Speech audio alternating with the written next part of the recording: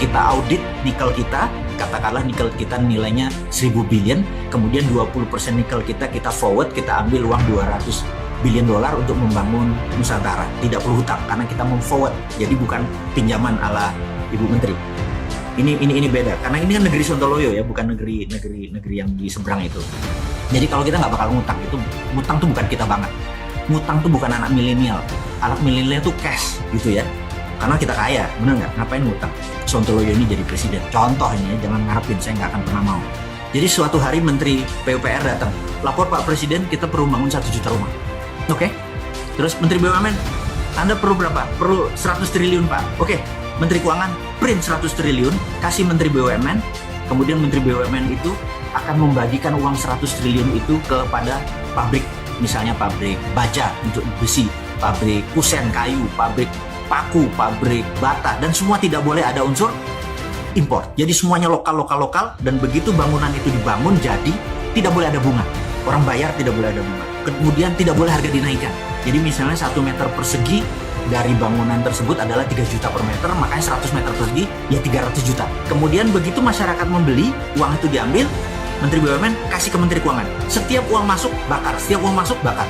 Kemudian 5 tahun kemudian begitu gedung jadi, gedung itu dibeli oleh masyarakat, uangnya masuk lagi, bakar senilai yang sama. Apa yang terjadi? 100 triliun tersebut dibakar.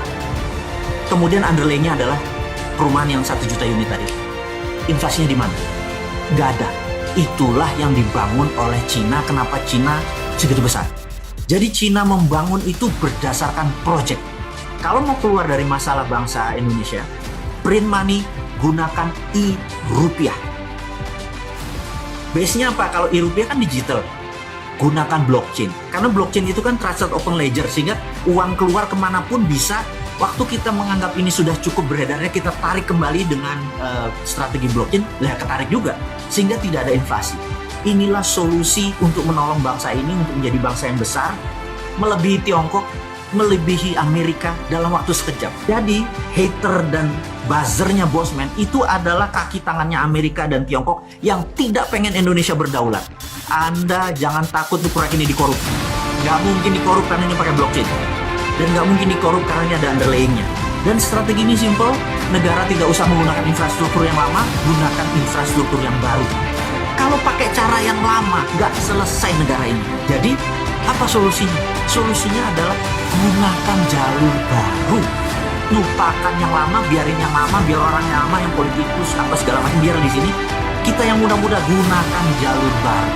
Itulah yang akan kita lakukan segera, gunakan e-rupiah.